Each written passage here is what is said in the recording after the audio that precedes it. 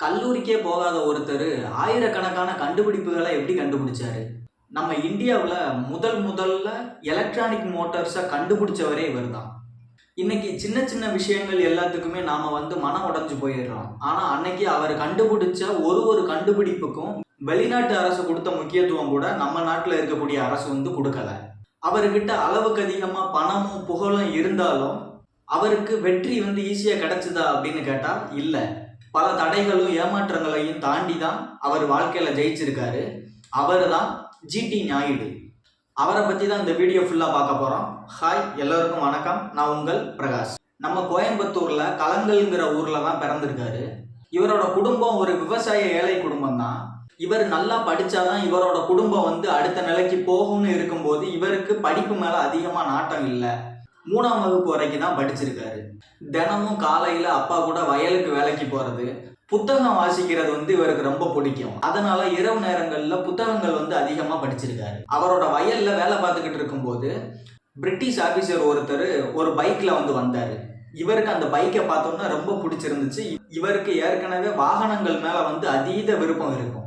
அப்போ அந்த ஆபீசர் கூட நட்பா பழகி அவர்கிட்ட இந்த பைக்கை பத்தி எல்லா விஷயங்களையும் தெரிஞ்சுக்கிறாரு.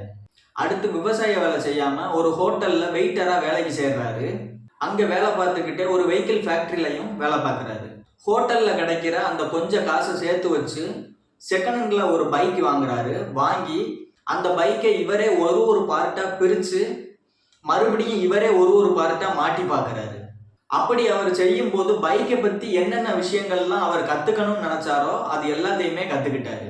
அடுத்து கொஞ்ச நாள்லயே அந்த ஃபேக்டரிக்கு வேலைக்கு போகிறத நிப்பாட்டிட்டு அவர் கையில இருந்த கொஞ்சம் காசோட அவரோட ஃப்ரெண்டுகிட்ட எல்லார்ட்டையும் கடன் வாங்கி திருப்பூர்ல ஒரு பருத்தி ஃபேக்டரி உருவாக்குறாரு. அப்பதான் 1ஆம் உலக போர் நடந்துகிட்டு இருந்துச்சு. அந்த காலகட்டம் இவருக்கு சாதகமாகவே இருந்துச்சுன்னே சொல்லலாம். பருத்தி ஆடைகள் அளவுக்கு அதிகமா விற்பனையாச்சு. இவருடைய தொழில் குறுகிய காலத்திலேயே நல்ல உயரத்தை எட்டினாரு. அதாவது அந்த காலகட்டத்துல அந்த ஏரியாவில் இருந்த லட்சாதிபதிகள்ல ஒருத்தரா இருந்தாரு ஜிடி நாயுடு.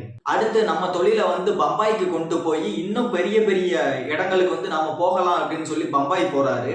அங்க இருந்த பெரிய பெரிய ஜாம்பவான்களுக்கு இடையில இவரால் தாக்கு பிடிக்க முடியாததுனால இவர் கொண்டு போன எல்லா பணமுமே லாஸ் ஆயிருது. கையில ₹1 கூட இல்லாம திரும்பவும் நம்ம நாட்டுக்கே வந்துடுறாரு. நம்ம ஊருக்கு வந்ததுக்கு அப்புறம் என்ன பண்ணலாம் அப்படின்னு யோசிச்சுக்கிட்டு இருக்கும்போது அப்பதான் ஸ்டான்ஸ் துரை அப்படிங்கிறவரை சந்திக்கிறாரு. இவர் லாரி பஸ்ன்னு வச்சு தொழில் பண்ணிக்கிட்டு இருந்தாரு. அவர்கிட்ட வேலைக்கு சேர்றாரு. இவருடைய நேர்மையும் பணிவையும் பார்த்து அந்த துரைங்கிறவர் இவருக்கு ஒரு பஸ் வாங்கி கொடுக்கறாரு கடனா. அந்த பஸ்ஸுக்கான கடனை நீ தவணை முறையில செலுத்தணும், எனக்கு தினமும் கிடைக்கிற அமௌண்ட்ல ஒரு பகுதி எனக்கு கொடுத்துறணும்னு சொல்லி ஒரு அக்ரிமெண்ட் மாதிரி போட்டு அவருக்கு ஒரு பஸ் வாங்கி கொடுக்கறாரு. இவர் முதல்ல பொள்ளாச்சி டு பழனின்னு சொல்லி பஸ்ஸை இயக்குறாங்க. இப்போ இவர் ஒரு பஸ்ஸுக்கு முதலாளியா இருக்கிறாரு.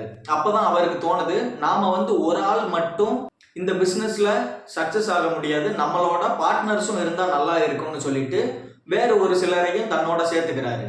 அப்படி சேர்த்து உருவாக்குன கம்பெனி தான் யுனைடெட் மோட்டார் சர்வீஸ் அப்படிங்கிற ஒரு கம்பெனியை உருவாக்குறாங்க எல்லாரும் சேர்ந்து. அடுத்துதான் அவர் சின்ன சின்ன கண்டுபிடிப்புகள்லாம் கண்டுபிடிக்கிறாரு.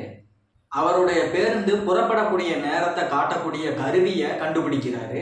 அதை கண்டுபிடிச்சு பேருந்து நிலையத்திலேயே கொடுக்கறாரு. அது இன்னும் அவர் மேல மரியாதையை கூட்டுச்சு. அது மட்டும் இல்லாம அந்த காலத்திலேயே டிக்கெட் கொடுக்கக்கூடிய ஒரு கருவியவும் கண்டுபிடிச்சாரு. அடிக்கடி தண்ணீர் ஊற்ற தேவையில்லாத அளவுக்கு மோட்டார் ரேடியேட்டருக்கு இணையா ஒரு கருவியை கண்டுபிடிச்சாரு. அதை தன்னோட பேருந்துலயே பொருத்தி பயன்படுத்தியும் காட்டினார் எல்லாருக்கும். அது மட்டும் இல்லாம பேருந்து ஓடிக்கிட்டே இருக்கும்போது வண்டியோட அதிர்வு அதிகமா இருக்கா குறைவா இருக்கா அப்படின்னு கண்டுபிடிக்கிறதுக்காக ஒரு வைப்ரேட்டர் டெஸ்டரும் கண்டுபிடிச்சாரு. மோட்டார் துறை மட்டும் இல்லாம மற்ற துறைகள்லையும் இவருடைய பங்களிப்பு ரொம்ப அதிகம்.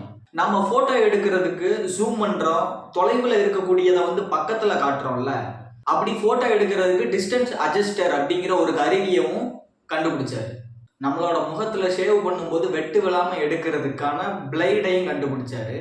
ஜெர்மனி நாட்டில் ஒரு பொருட்காட்சி ஒன்று நடக்குது. அங்க இவர் கண்டுபிடிச்ச சவர கத்தி முதல் பரிசும் பிளேடு 3ஆவது பரிசும் பெறுது.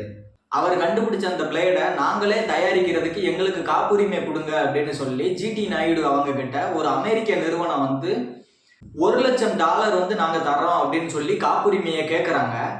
ஆனா அவரு எங்க நாட்டிலேயே நாங்க தயாரிச்சுக்கிறோம்னு சொல்லிட்டு அந்த ஆஃபரை வந்து மறுத்துடுறாரு.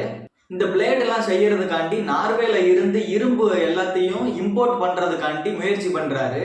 ஆனா இந்த முயற்சி வந்து இவருக்கு சாதகமா அமையல. கடைசியில அந்த அமெரிக்க நிறுவனத்துக்கே இந்த காப்புரிமத்தை வந்து இலவசமாவே கொடுத்திருப்பாரு.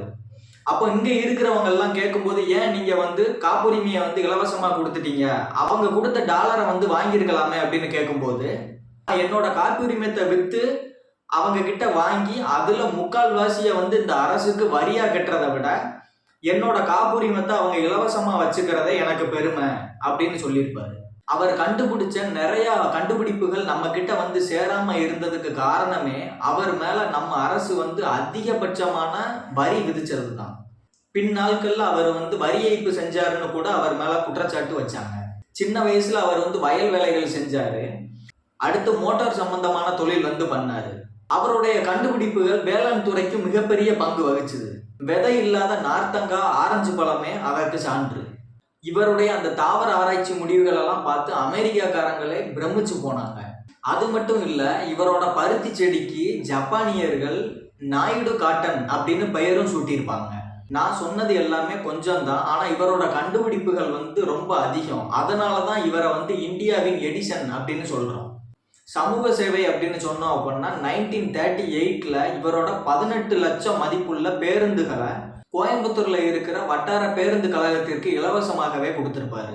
இன்னும் நம்மளோட நாடு வந்து அடுத்த இளைஞர்களை நம்பிதான் இருக்கு. இளைஞர்கள் அதிகமான பெயர் வந்து தொழில் தொடங்கினாதான் நம்மளோட நாட்டுக்கு நன்மைன்னு தெரிஞ்சு பல இளைஞர்களுக்கு வந்து அவங்க தொழில் தொடங்குறதுக்கு பல பொருளுதவிகள் வந்து செஞ்சிருக்காரு ஜிடி நாயுடு. ஜிடி நாயுடு அவரோட மகன் ஜிடி கோபாலையும் கலைக்கல்லூரி படிக்க அனுப்பாம தொழிற்கல்வி படிக்கணும்னு சொல்லி தொழிற்கல்வி தான் படிக்க வச்சிருப்பாங்க. நம்ம இந்தியாவிலேயே முதல்ல மின்சார மோட்டார் உற்பத்தி தொழிற்சாலையை கோயம்புத்தூர்ல தொடங்கினது ஜிடி நாயுடு அவங்களுடைய பெருமையை சொல்றது. அவருக்கு பல திறமைகள் இருந்தாலும் அவரோட வாழ்க்கையில அவர் பல தடைகள், ஏமாற்றங்கள், துரோகங்களை தாண்டி தான் அவரோட வாழ்க்கையில அவர் ஜெயிச்சிருக்காரு. அதே மாதிரி நம்மளோட வாழ்க்கையிலையும் நாம ஜெயிக்கணும் அப்படின்னா பல தடைகளை தாண்டி தான் ஜெயிச்சாகணும்.